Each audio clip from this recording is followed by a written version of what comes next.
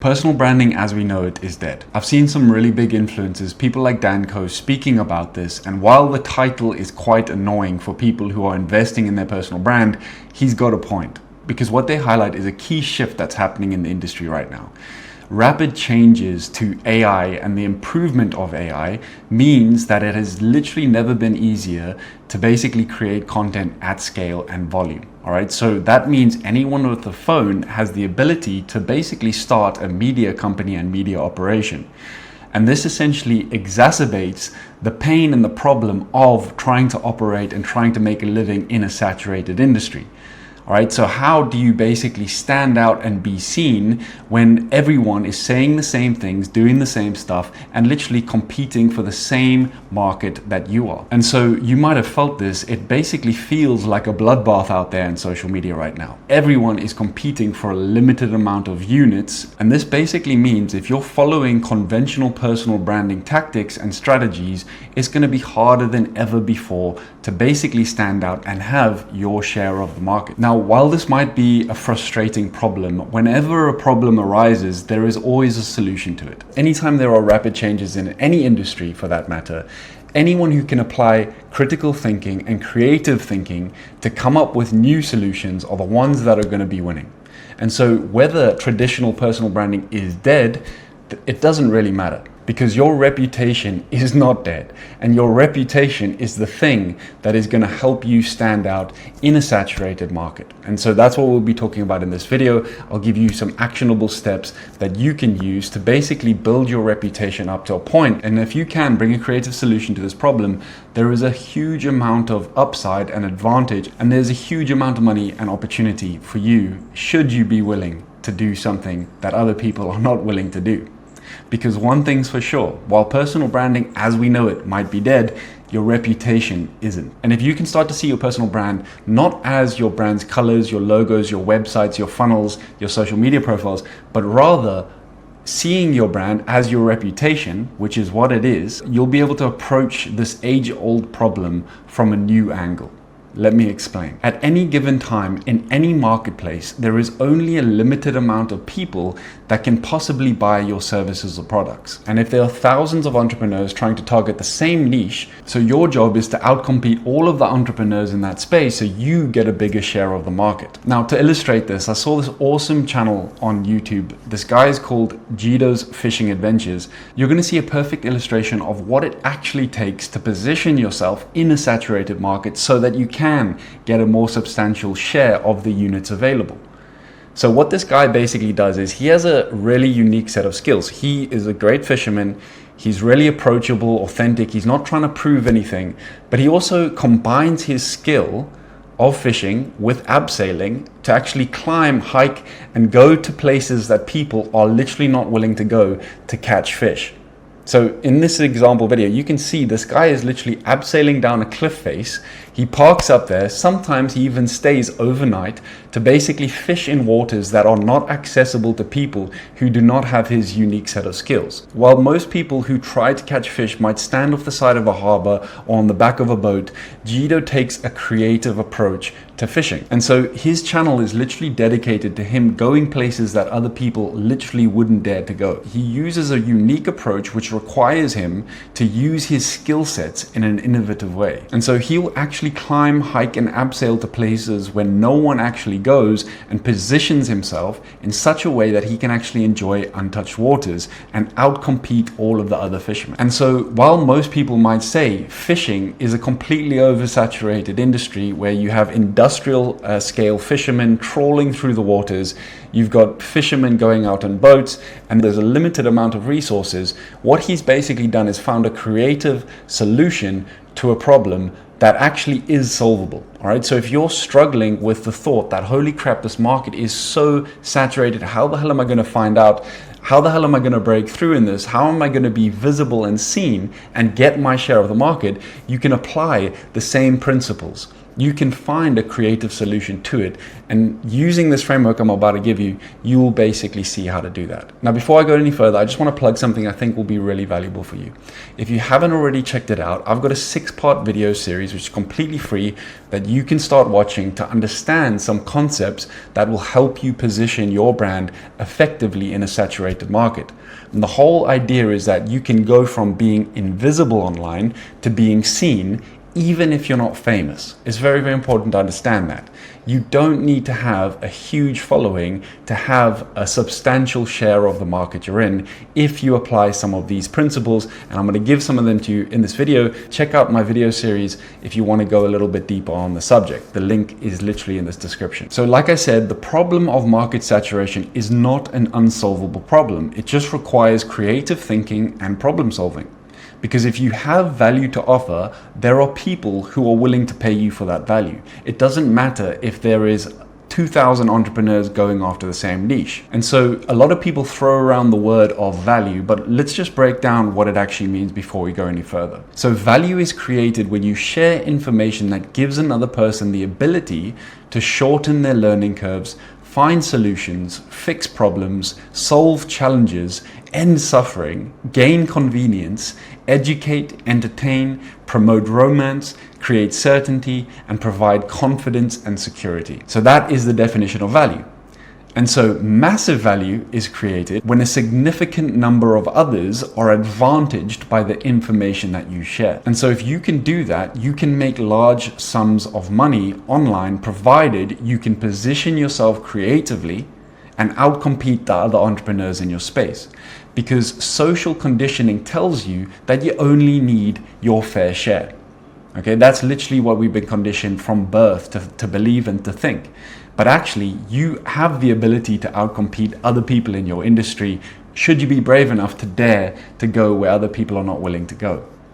Just like Jito on his fishing adventures. All right, so let's take a look at a system and a framework that you can actually use to creatively solve this problem for yourself. So the first thing I want you to understand is that your brand is not your logos, it's not your colors, it's not your social media profiles, it's not your brand name, it's not any of that. Your brand is actually your reputation. And that's what we touched on at the start of this video. And while the fishing example helps you understand how to position, you can't actually physically abseil down a cliff edge when you're running an online business. Because if you're like me, we're in an office space, we have access to a camera, we have access to some tools, and we've got access to what's up here in the brain. And so what you can actually do is learn how to effectively build a positive reputation that does all of the positioning for you. All right, so it's very important to understand that you have a reputation right now, and it is either positive, aka working for you, or it is negative and it is working against you. And so you need to be an active curator and creator of a positive reputation. Look at your reputation as your ability to attract a substantial share of the market. And so the way a positive reputation is built online is through trust. Trust is the foundation of any strong reputation, because without it, people won't engage, buy, or advocate for you. So without trust, people hesitate to engage with you. Without trust, your reputation is fragile and can easily be damaged. With trust, you can command higher prices, stronger loyalty, and greater influence online, because trust compresses the transaction timeline. The way that you can look at it when we tie it back to the fishing analogy is that you can think of trust as your bait, and you can think of your reputation as your fishing rod. So if your fishing rod is your reputation, the bait is the trust that's on it, because you might have a negative reputation, but the bait on it is all moldy and terrible and no one wants to bite it. That means you got terrible bait. That means you don't have any trust with your reputation. And so reputation will get you so far, but you need a positive reputation which has trust built into it, that's actually going to give you a line, hook, line, and sinker to actually catch the right type of fish, aka more clients in this instance. And so a proven method to help you actually build your positive reputation online, which is literally what branding is through our trust model. Trust can be broken down into these 5 pillars. And so we call these the 5 pillars of reputation building, which is the acronym TRUST. T stands for transparency, R stands for reliability, U stands for uniqueness, S stands for social proof, and T stands for thought leadership. And so transparency is an incredibly important element in trust building online. Because right now, as AI is actually advancing, I have a friend who's literally posting AI videos of himself online. And actually, you know what? It was really hard to tell if it was actually him or not. And so he's focusing on value-based content. It doesn't matter if he's an AI video or not, but as long as his brand has transparency, so he's not hiding the fact that it's AI, and he's actually telling them, but as long as the information shines through, it doesn't really matter. And so transparency is your ability to be open, honest, and communicate clearly, and people trust those people who do not hide their intention. And the difference between a brand that is transparent and is not transparent is literally your ability to be completely honest in your intentions behind what you're doing. And so one way that you might look at this is see that there are two types of people who are selling things online. We have the missionaries and we have the mercenaries. The missionaries are people who are on a mission to actually impact people in a positive light. So you know that you have value to give and you actually want to positively influence and positively help the people online.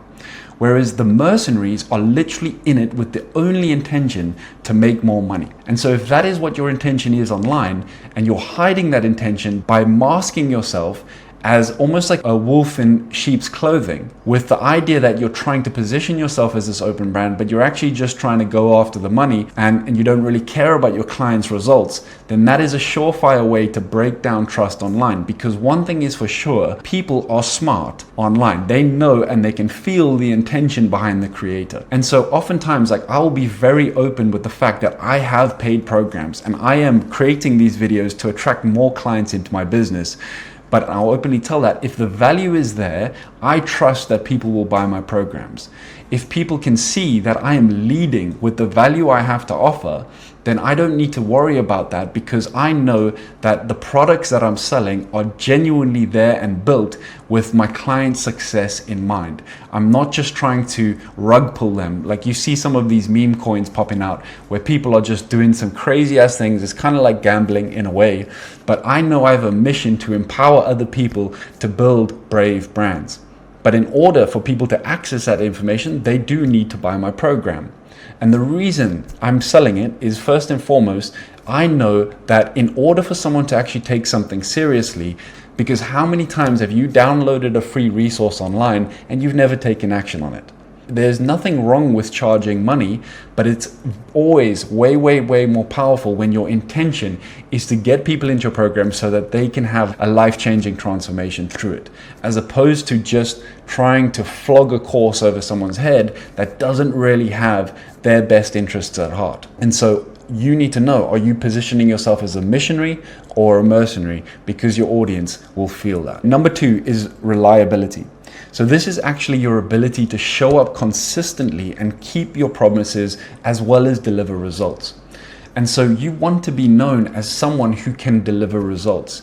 Now, I remember seeing these two influencers. So I actually paid $1,000 to get on a consultation call with them. And they had so much going on. They had so much content. They had so many results that they were showing people, like really looked quite amazing. But what actually happened was these guys went into the market and they only lasted, let's say, 6 months. And then I literally never heard from them again. Now, I have no idea what happened on the back end, but I have a sneaking suspicion that they were not reliable in what they were offering. Okay, they were charging people high prices, people would come into the community, and I'm pretty damn sure that people started to figure out that these guys didn't have any substance behind what they were doing. Now, you've got to remember that your clients' results are not your responsibility. Your responsibility is to provide high quality information and guidance around the solution of the transformation you're offering. And as long as you can consistently apply that to the content you produce, the value that you provide, and you are there, you're not coming and going, 1 month, 2 months, you go hard and then you fall off the wagon for another 2 months, and then you go hard again and then you fall off the wagon. There's something in there that erodes trust with your audience because people can't love what they don't follow. And so even if your content isn't getting the most amount of views, even if your offers aren't selling that much, you have to be committed to applying yourself consistently in order for people to build trust with you over time. And that is the cornerstone of building reliability in your brand. So number 3 is your uniqueness. So the uniqueness side of things, the uniqueness factor, is quite a difficult thing to get right. Because when most people get behind a camera, they either freeze up, tense up, and get like really sort of awkward about it because they feel like they're talking to a million people behind the camera. And so one of the best ways to actually allow yourself to relax on camera, because the camera doesn't lie, it picks up everything, is to basically relax and to truly try and tap into your own authenticity. Because when you can relax on camera, your audience can relax too. But how the hell do you do that, you ask? Well, great question. So the number one thing when it comes to uniqueness is basically having an authentic message and a distinctive brand identity. And so what is the one thing in your life that you have overcome? The quickest way to find what your brand's uniqueness is to understand what is the one thing that you want to be known for. And so typically this can be boiled down to literally one word. And the way that we like to do this is by looking into your own personal story, because it is your own unique story that no one else can replicate. Okay? No one else has literally had the same experiences as you to a T. They can relate to parts of your story, but they're going to be things that you experience, the way you see the world, that is going to be different to other people. And so that one thing that your brand's going to be known for becomes the lens that you pass all of your messaging through. So for example, for me, my brand is all about bravery. And so anytime I'm talking about branding, I'm passing it through the lens of bravery, and that is what becomes my brand's uniqueness. And the more repetition I get talking about it, the better I get at actually fleshing out my own authenticity and my own uniqueness. And so one thing that I've found and I've noticed is anytime I share authentic, real stories from the trenches, things that I'm struggling with, if I've gotten rejected, if I'm dealing with some discomfort, fear, pain, uncertainty, if I share that with people honestly, they resonate with that so much more than if I'm always trying to position myself as this super supreme leader. Okay, so try and get yourself on the level of your clients and share the stories, the less than perfect things that are going on in your life. And so if there are challenges, what is happening? Share that and share some tools and tips that you are using yourself to navigate that effectively. And that's the way you build authenticity through your brand's uniqueness, which is the lens, the thing that your brand is going to be known for. So number 4 is social proof. And so one of the best ways to develop trust online is through social proof. You might look at it this way. If you walk down a high street and you're trying to choose a restaurant to go to, what restaurant are you going to visit? Are you going to visit the restaurant where there's literally no one sitting in the restaurant? Or are you going to go to the restaurant where they literally have a queue standing outside the restaurant? Okay, you're going to go to the restaurant that looks a lot busier. Anytime I've walked past a restaurant, I see, flip, there's a lot of people in there. There must be something good going on. And so you've got to try and position your brand in such a way that you can leverage social proof to show people that you have clients in your business. Now, provided this doesn't really help if you don't have clients, but if you do have clients, how can you show people that you got cool stuff going on, that you're getting people results, people are joining your business? And so then you're going to start building up this feeling of FOMO, where people are like, what's going on there? There's a party over there and I want to join it. And so the more that you can show people the going ons, the behind the scenes, the things that are happening in your business, and this might be sharing testimonials, it might be sharing videos, it might be sharing case studies, pictures of events, but you basically want to show people what's going on behind the scenes, so you tap into that awesome effect of seeing a busy restaurant compared to a restaurant which is completely dead. Now, I know a lot of people who have good client results, and even if those results are just you initially, you got to show people those, because that is what creates that effect of FOMO. Because most of the time, your brand is basically selling you, and your brand is your set of experiences and what you've done in your life. And so the more you can show the outcome of the solution that you've implemented yourself or clients have implemented themselves, you're going to be tapping into social proof. Because who wants to work with the overweight personal trainer? Who wants to go to the dentist with smelly breath? You don't want to do that. And so you can either leverage your client testimonials or leverage yourself as the testimonial and show people that consistently to develop social proof. And that is going to help you build trust in the long run. And so the final part of the trust acronym is thought leadership. Now, thought leadership content is something that people bang on about all the time.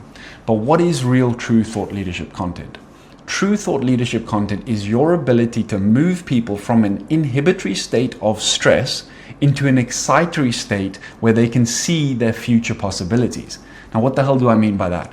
All right, so traditional marketing and sales has taught people to press pain points, to make people feel shit so they get energy to actually buy your offers. Now, while that works to a certain degree, the way you're going to stand out in this market is basically creating excitatory based content, which makes your clients feel good and feel what is possible for them. And the way that you do this is you understand what your client's dream state is and you communicate that through the content you're putting out. All right, so whether you're providing solutions such as this video on how to develop trust, or you're providing solutions on how people can actually implement things in their life to get them to the dream state that they're trying to achieve. And so most of the time, this is going to be through explaining in detail what life looks like now for you that you have implemented the solutions that you're offering for people. So for example, for me, I live in Bali. I don't work at a 9-to-5 job anymore. I have a system that brings me in clients, and I'm not like a super influencer or anything. I don't have a huge audience, but we have a business that brings in money and provides us a life of financial freedom and abundance. And the more that I can communicate that in my content, the more it's going to attract people through my content and through me actually just demonstrating what life looks like when you implement the solution that I have on offering. Okay, so it's not always just about, sort of doing long form lectures or things like that, but it's more communicating how people can achieve their dream state, which is going to take them from an inhibitory state of stress into a positive excitatory state by allowing them to see future possibilities, which again, you are the bastion for. You are the example of what you're selling. So the more you can bring that into your content, the more thought leadership you're going to basically be developing. Okay, and so thought leadership in a space of AI saturation means bringing your own personality to the forefront. It means bringing your own stories to the table, because anyone can teach tactics and actions, but not everyone can teach tactics and actions which with your uniqueness path through it, but also your own personal stories and anecdotes added to the thought leadership content that you're teaching. Because people are designed to engage with and internalize stories. And so if you have a message to share, if you can package that up into a story that plays on something that's happened in your life, you're going to develop a way better method for actually delivering high value thought leadership content to your audience. And so to summarize, the 5 elements of building a reputation are based on trust, and that's transparency, reliability, uniqueness, social proof, and thought leadership. So if you can do all of those, you're going to be well on your way to developing a positive reputation, aka personal brand, and that's going to allow you to build a brand that gives you more freedom, more space, and more time to enjoy the things you love. Because if we ain't doing it for that, why the hell are we doing it in the first place? All right. My friend, if you like this video, please subscribe, like, and share this to anyone who you might think will find this valuable. And again, drop a comment if you enjoyed this video, and I'll see you on the next one.